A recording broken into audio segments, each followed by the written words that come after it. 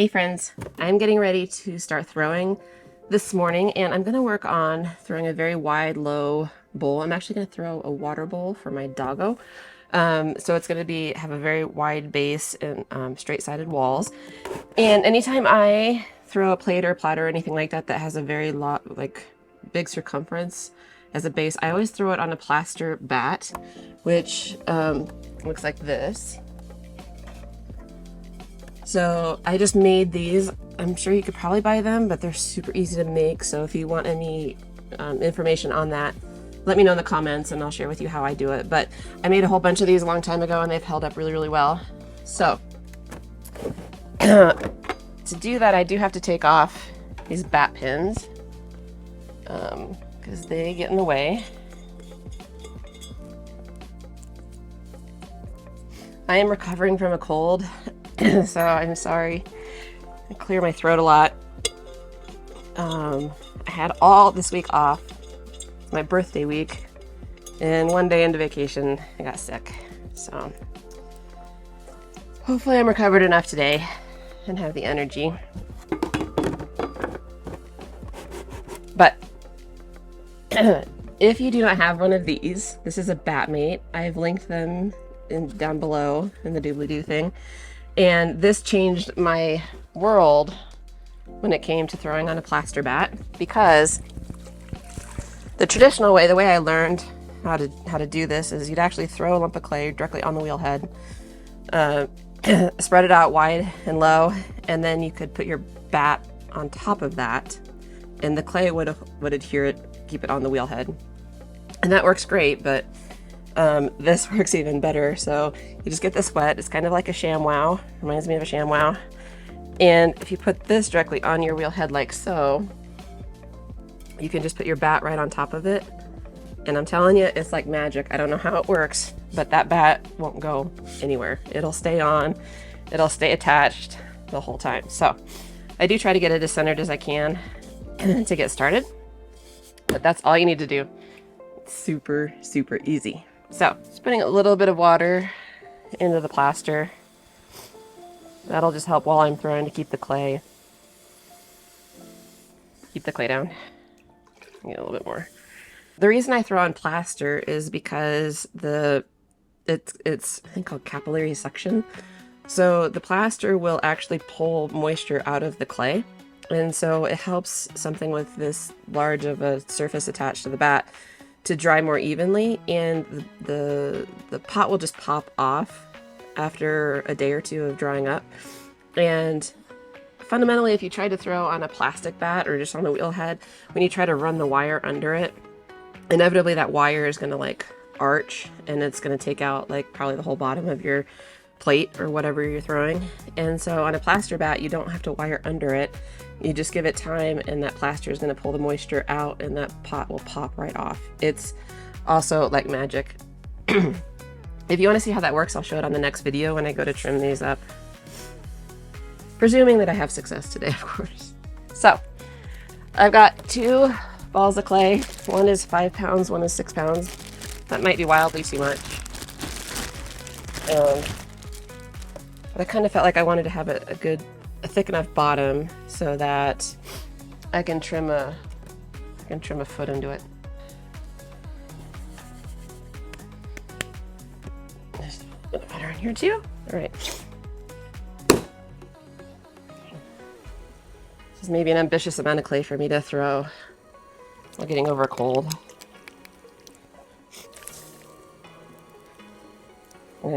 Even though it's a lot of clay, I'm still going to try and cone up.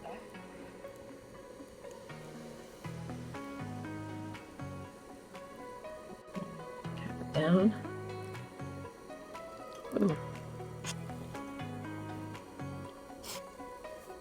And I'm always trying to keep my nose in line with the center of the clay.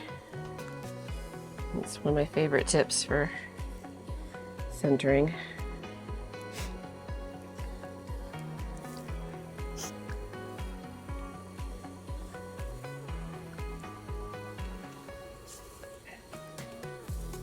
It's not a lot different throwing on plaster, but it is a little bit rougher, so. And the bat visually appears off center, so that can trip you up a little bit too.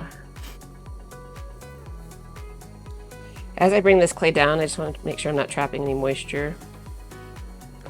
Oh, not trapping too much moisture underneath.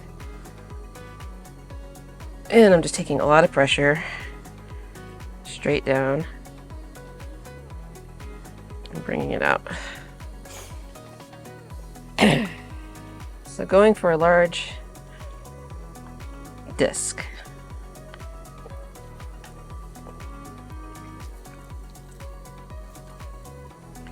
So I have a 4-year-old yellow lab named Ellie. She's quite precocious, I should say. I'm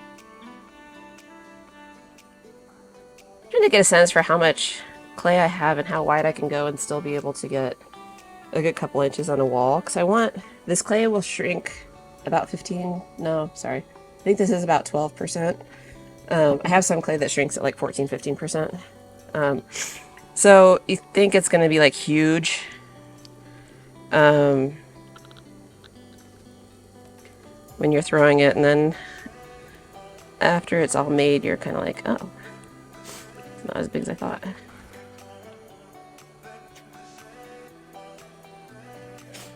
Okay, I get about the diameter that I want.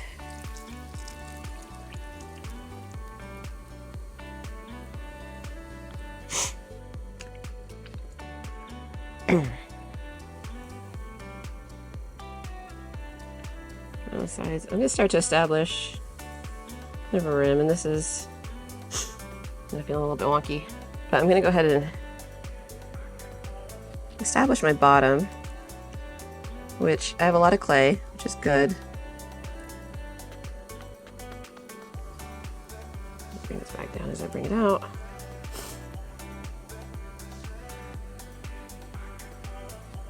Its opening is a lot different when it's this wide. And I didn't quite mean to create this lip on it like that, so let's see what we can do. Get that cleaned up a little bit. All right. I'm going to slowly keep moving clay from the center to the edge here.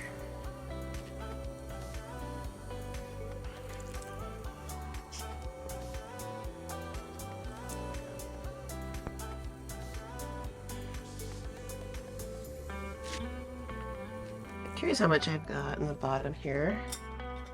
I can take my pen tool. I've got about, I don't know, not quite half an inch, so I'm good with that. I do want to put a foot. I want to trim a foot into this, but it doesn't need to be super deep. Okay, so on forms like this that have a really wide bottom, they're very prone to an S-crack. An S-crack is when it's dry, you just have this like crack that goes right down the middle and it kind of forms the shape of an S, and they're super annoying. But one of the things that I was told is that if you take the time to really compress the bottom, which means I'm just taking this little black rib and going back and forth pressing down. I'm not trying to really move any clay, I'm just trying to compress it. That can help prevent those. I'm not sure if that's an old wives' tale in the ceramics world, but I've always kind of done it, and I want to have a nice flat bottom. This piece anyway, so I'm just gonna take the time to do it. I do want to bring it out just a little bit wider. I want it to have a pretty straight, like, you know, straight flat bottom. I'm going to start establishing my wall in the corner there.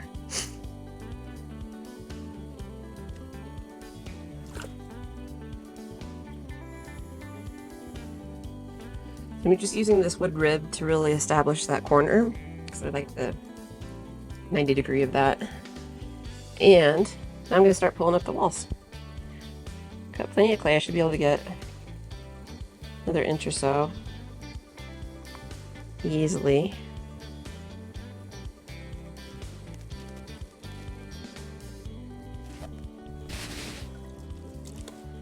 Maybe I'll have going a little bit fast. If this wants to flop, then I'll just have a nice serving dish.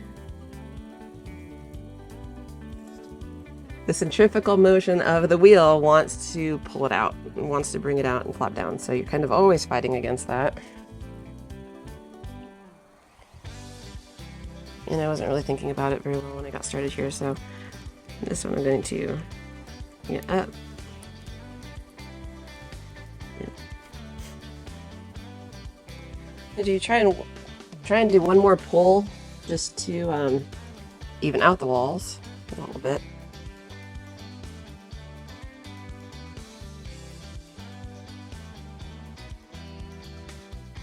Alright, I have the general shape that I want, general height that I want. So let's go ahead and start refining it. I'm going to take off clay that's hanging out here at the bottom.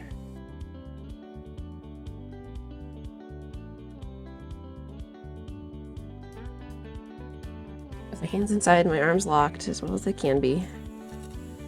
Try and get this up in kind of a 90-degree.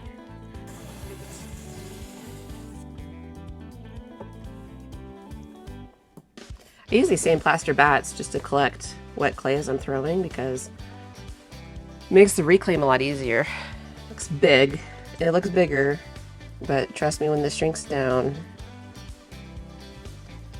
it's gonna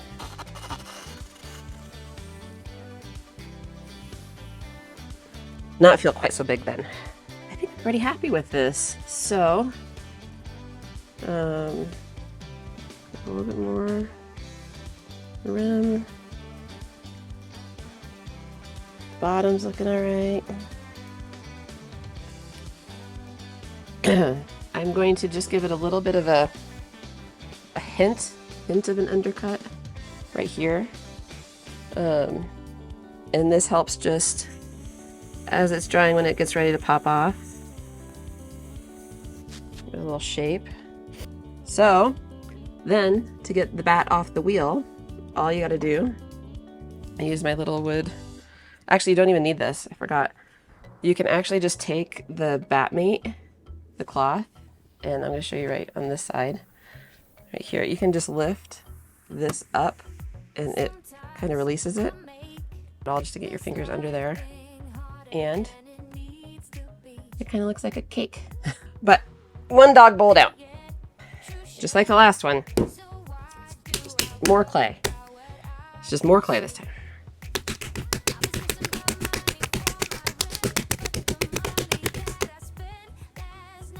I've never really been strong enough just to throw like 6 pounds of clay on the wheel, and so I slap, kind of get it into the center,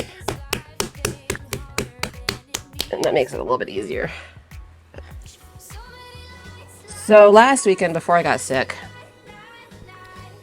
I took Ellie out to swim. So we live near a lake, and I have a paddleboard, so I go out and I stand up paddleboard, and she comes with, but she's not allowed on the board. She just swims alongside me, and I stay close to the shore so she can take a break when she needs to and all that stuff. So last weekend, my wonderful little doggo was swimming beside me as I was paddling, and up ahead I saw this Canadian goose, and the goose was just standing proud kind of on this peninsula, and I looked around and I definitely scoped him out just to make sure if there were like any baby geese or anything like that, I would turn around or something so she didn't get near him. But it was just this guy, just one goose, kind of manning his spot. And I thought, well, we'll just go wide. We'll go like, we'll give him a good distance, and I'll make Ellie swim out a little bit further. And thought I gave us enough room that she wouldn't notice him, but sure enough, she did. So I'm thinking, surely this goose will just fly away, you know? She starts swimming over to him. I start realizing this goose has no intention of flying away at all. So he doesn't even move. He doesn't flinch. He doesn't honk. He doesn't wave his feathers. Nothing. And Ellie gets right up next to him, and finally he like kind of starts flapping his wings and honking at her, and she thinks he's the coolest friend. She's not trying to hurt him. She just wants to play with him. Then they kind of have this like little cat and mouse thing going on. So she's chasing him around and he's honking at her and I'm yelling and trying to get her back in the water with me. So in this little cat and mouse game that they have going on, she starts chasing him into the water directly towards me. And before I know it, there is a flippin' Canadian goose on the back of my paddleboard. It's just wings, feathers, honking. I don't know if this guy thought I was going to be like Maverick and get him out of the situation or what, but all I was really thinking about was like, where is this beak going to land, you know? Never had a Canadian goose on the back of my paddleboard before. Ellie then jumps in and she's circling us like a goofy shark or something. I'm realizing I have a childhood fear of these birds. Quickly enough though, the goose jumps off the board, flies into the water, little like legs paddling along, you know, gets to the middle of the lake or so, and I'm looking at it like you could have done that from the beginning. This goose had nothing else going on this day. So of course I'm in just disbelief. I cannot believe this just happened. I'm looking at the goose looking back at me. He's just like, F you, you know. And Ellie, of course, is just sitting there wagging her tail and smiling as if she's had the time of her life. Here's some photographic evidence if you don't know what that looks like. I really would have given anything if there was someone behind me with their iPhone out getting this on video. It was too early in the morning. I was alone on the lake. Let's see. So you'll notice that my bat is really off center. But the clay is centered, so that'll definitely trip you up if you're not used to it. I'm using my thumb, my left hand here to kind of guide this not to where I want it. Right. Maybe over this. I'm using a lot of weight on the heel of this hand to pull it out. I'm not sure what you guys do, but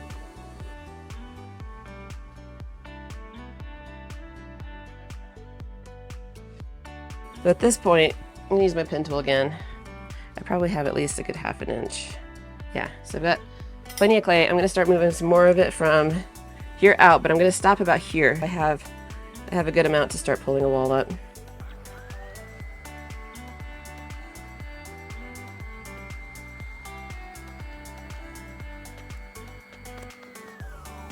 I don't know if throwing a dog bowl is as sexy as throwing like a big tall vase or something.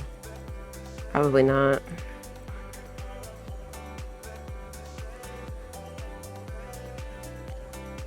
But I'm all about making the functional pieces.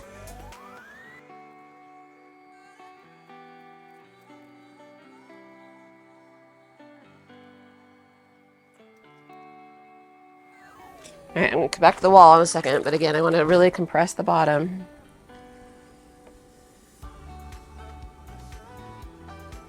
Say no S-cracks. Okay? We want no S-cracks.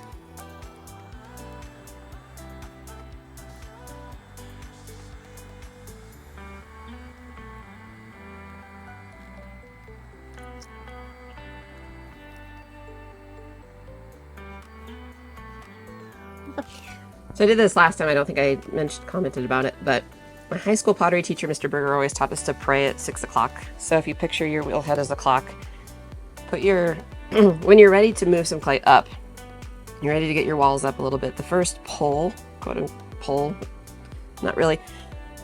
I do often put the sponge in between my fingertips like this, and then I hold it steady right at 6 o'clock, and I just push in from the bottom and go up. And that is a very easy way to start moving some clay up and help you get more of that like volcano shape, because again, it starts going out early, it's going to be hard to keep it from flopping over.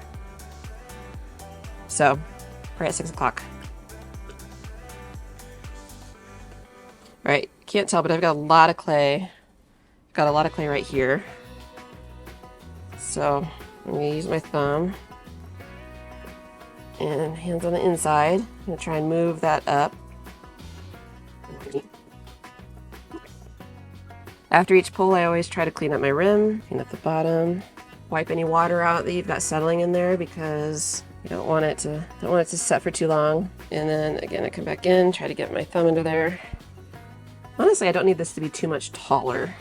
I'm gonna use my inside hand to push it out and down a little bit more, and then I'm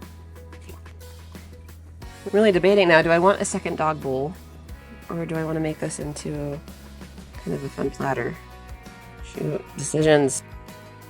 You know, I'm gonna stick with one dog bowl. So what I'm gonna do, make this into a platter. I'm feeling that for me today. So to do that, I'm going to take off some of the clay at the bottom, because once I bring these walls down, I'm not gonna be able to come back and clean that up after. So using my little wood tool here, I'm gonna come in, clean that up.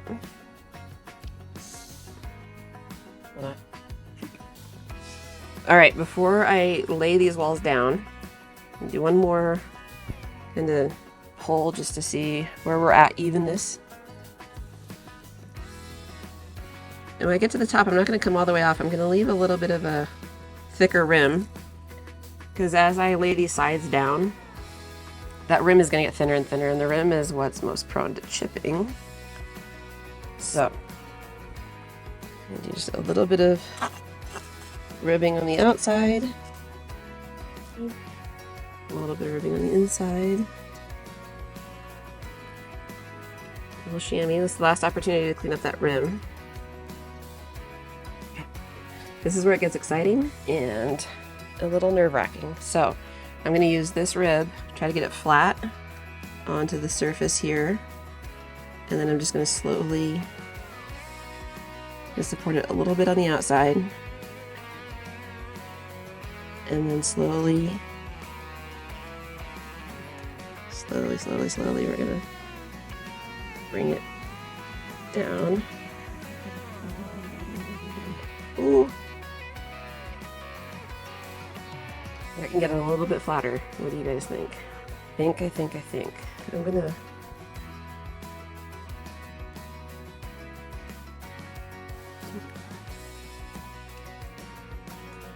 be very, very careful. This is it. All right, last. I think there's a better rib to do this. Maybe this guy.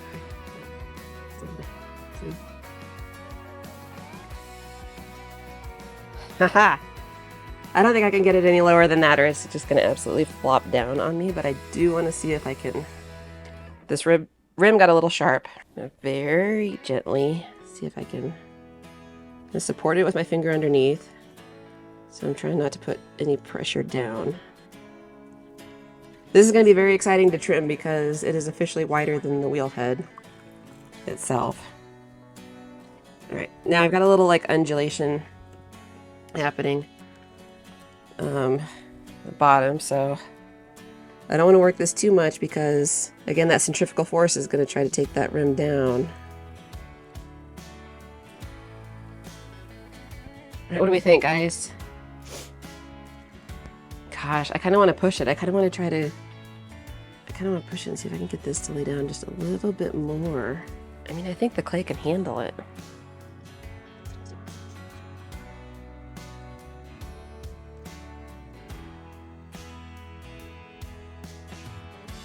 Ooh, okay.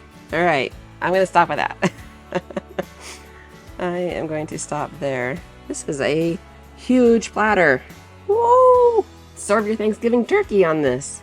All right, so I'm going to take the splash pan off. So I think that's going to make it easier to get underneath it. Carefully. Okay, I'm just pulling up on that bat mate. Getting a couple fingers under it. Oh. Look at that. You're probably thinking, oh, I wouldn't do that. It's not going to fall off the bat, I promise. It actually takes a fair amount of effort to pop it off the bat, and it has to be a lot drier than it is right now. So this isn't going to slide off. I know. But I am worried about that rim. That rim will probably flop down on me, so I'm going to stop. That's it for today. I hope you enjoyed following along. If you would like to see how I trim these bad boys up, that'll be on the next video, so go ahead and give me a subscribe. Maybe hit that bell. I think that'll notify you when that video is ready to watch. But thank you so much for being here. Thank you so much for hanging out with me. It means a lot that you spend time with me today. Let me know in the comments below what you think, and we'll see you on the next one. Bye, guys.